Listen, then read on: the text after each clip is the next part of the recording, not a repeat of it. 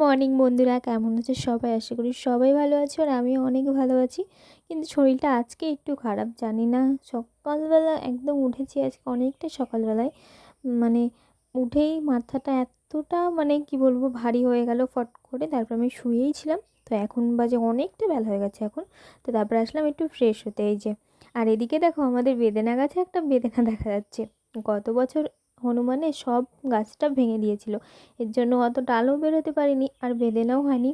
এর জন্য এই যে এই বছর দুই একটা করে দেখা যাচ্ছে। তো যাই হোক, চলো বন্ধুরা, আমার ব্রাশ করা হয়ে গেছে, এবার একটু ফ্রেশ হয়ে নিই। ফ্রেশ হয়ে একটু ঘরে যাব, কারণ একটু খিদেও পেয়েছে। তো এখন আর ভাত খেলাম না, ভাতটা একটু পরে খাই। আগে একটু বিস্কুট খেয়ে নিই জল দিয়ে ভিজিয়ে, না হলে জল খেতে পারবো না। আর বাসি পেটে না জল খেলে পরে আমার পুরো উল্টি হয়ে যায়, এর জন্য আমি বাসি পেটে জল খাই না। কিছু একটা খেয়ে একটু জল খেয়ে নিই, আর তার আগে কিন্তু আমি ওষুধ খেয়ে নিয়েছি। তো চলো আগে বিস্কুটটা খেয়ে নিই, তারপরে একটু জল খাবো। আর আজকের ওয়েদারটা না প্রচণ্ড পরিমাণে খারাপ, মেঘলা মেঘলা করে আছে। কয়দিন ধরে জানি না কেন এত বৃষ্টি হচ্ছে। বৃষ্টি দেখতে তো ভাল লাগে, কিন্তু একভাবে বৃষ্টি হলে না একদমই ভাল লাগে না। যাই হোক, তবুও আমি টুকটুক করে একটু ছাদে চলে আসলাম, কারণ এই দেখা একটু পরেই বৃষ্টি নেমে যাবে, তার আগে ভাবলাম একটু ছাদে যাই। আজকে প্রায় আমি 2-3 মাস বলতে পারো পর আমি ছাদে আসলাম।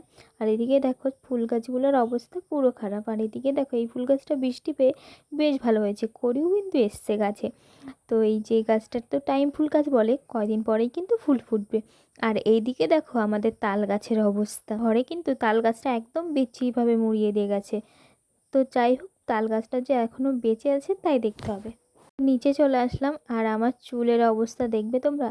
আমার সত্যি চুল দেখলে এতটা খারাপ লাগে। এই দেখো, আমি না স্নান করার সময়ও মাথা একটু আঁচড়ে রেখে দিই। আর এই যে জবের থেকে আমার এরকম শরীরটা একটু খারাপ খারাপ লাগছিল, প্রেগনেন্ট হওয়ার পরের থেকে মনে হয় আমি ঠিক করে মাথাটাও আঁচড়াই না, কেমন জানি অলস লাগে নিজেকেই নিজের, কেমন যেন লাগে।